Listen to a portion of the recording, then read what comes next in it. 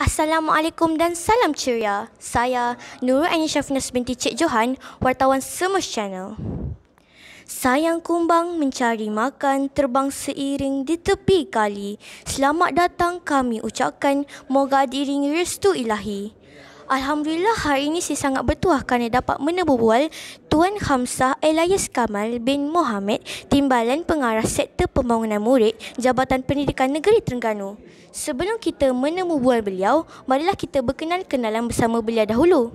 Selamat datang ke SK Merchant Tuan. Apa khabar Tuan? Baik, Alhamdulillah, sihat. Alhamdulillah. Baiklah Tuan, saya ada beberapa soalan untuk Tuan. Kita ke soalan pertama ya. Soalan pertama, dalam era pendidikan masa kini, apakah pembaharuan yang perlu dilakukan oleh pihak sekolah dalam kemenjadian murid? Okay. Baik, bismillahirrahmanirrahim. Assalamualaikum warahmatullahi wabarakatuh. Cikgu pegang lagi. Okay. Pertamanya, cikgu ucapkan tahniah dan terima kasih kepada pengacara majlis wartawan cilik kita daripada SK Merchant. Dalam perkataan bahasa Inggeris, cikgu ambil satu perkataan paling mudah lah. For this to change, we must change first. Untuk perubahan, kita perlu berubah. Dan apa yang saya lihat di SK Merchant ni adalah berlaku satu anjakan paradigma lah. Terutamanya dalam kerja buat, terutama guru-guru dan pelajar lah. Dan seperti mana yang hari ini, kita lihat sebagai satu hala tuju yang sangat baik, terutamanya berkaitan dengan dasar pendigitalan negara. Dan juga hari ini orang bercakap tentang PAK 21. Orang bercakap tentang HOTS, Higher Order Thinking Scale. Orang bercakap tentang hutagogi, pedagogi, cybergogi dalam PDP, PK 21. Dan SK Merchant ini telah menyahut seruan itu. Antaranya ialah mengadakan green screen dan sebagainya. Dan dasar pendigitalan negara juga telah disambut dengan hebat. Dalam cybergogi itu sendiri, cikgu percaya di semua guru di SK Merchant ini telah mewujudkan pelantar pembelajaran digital, ada video pembelajaran kreatif dan sebagainya, dan pelajar-pelajar boleh berkarya dengan baik. Dan ini merupakan salah satu outcome yang sangat baik, kerana dalam apa kerja buat kita di sekolah, dia tak boleh lari daripada touchpoint KPM. Yang utamanya sekolah yang berkualiti, dan yang keduanya ialah kemenjadian murid lah. Jadi saya melihat ini satu usaha yang sangat baik, dan teruskanlah kecemerlangan dalam usaha membentuk kita sebut holistic human being, kemenjadian murid yang holistik, yang saya harap datangnya daripada SK Merchant, insyaAllah. Terima kasih Tuan. Kita ke soalan yang kedua ya.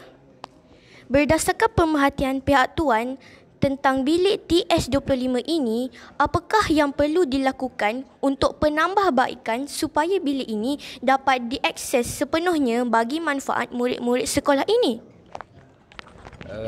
Baik, pada pandangan cikgu, dari segi infra ni cukup baik, dan usaha untuk menyediakan bilik TS25 ni adalah sangat bagus. Cuma pada pandangan cikgu, kita gandakan lagi penlibatan terutamanya dari segi kontennya. Sekarang ni orang bercakap tentang Internet of Things, orang bercakap tentang industri Internet of Things. Jadi kita perlu mengupayakan networking, penggunaan internet di bilik ini supaya pelajar-pelajar kita mendapat maklumat liputan yang lebih jelas. Kerana hari ini orang bercakap tentang maklumat di hujung jari, orang bercakap tentang open sky. Jadi sekolah perlu mengupayakan penggunaan internet. Selain daripada itu juga, cikgu melihat TS25 juga memberi ruang dan peluang kepada pelajar-pelajar supaya mendapatkan device ataupun penggunaan iPad berdasarkan pada Microsoft, Apple dan sebagainya, kerana ini melihat kepada seperti mana cikgu kata tadi, dasar pendigitalan negara juga, mahukan pelajar-pelajar kita yang celik IT dan sebagainya, seiring dengan, kalau tak silap cikgu, dalam modul 7 TS25 mengupayakan penggunaan ICT di sekolah. Jadi perlu satu gerakan yang menyuruh dalam usaha mengupayakan bilik TS25 ni, supaya kita dapat melahirkan nanti pelajar-pelajar bukan saja cemerlang di peringkat daerah, cemerlang di peringkat negeri ataupun kebangsaan, malah kita nak melahirkan pelajar-pelajar SK Merchant yang global view pattern dan global view talent. Itu harapan cikgu, dan juga harapan jabatan dan juga KPM. Baiklah Tuan, kita ke soalan yang terakhir ya.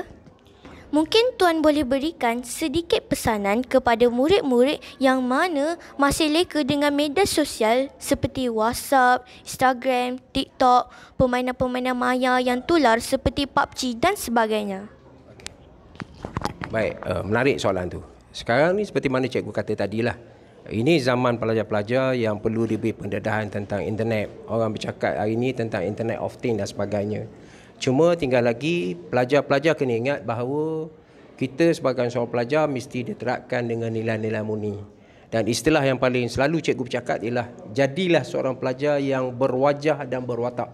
Terkandung di dalamnya tentang nilai-nilai murni. Terkandung di dalamnya tentang elemen-elemen 14 nilai dalam sekolah sejahtera.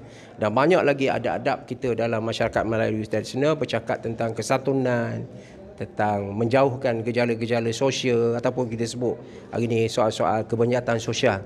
Dan kita tak naklah ada pelajar-pelajar kita terlibat dengan gejala buli, gejala peloncuan, gejala-gejala grafiti dan sebagainya. Ini membawa satu elemen yang tidak baik yang nanti akan mengganggu gugat kepada sumber manusia di negara kita dan akhirnya akan menjejaskan dari segi sumber manusia yang terbaik di negara kita. Dan cikgu harap sangat SK Merchang ni akan dapat melahirkan pelajar yang benar-benar holistik dan pelajar yang benar-benar yang selalu saya sebut berwajah dan berwatak daripada sekolah ni.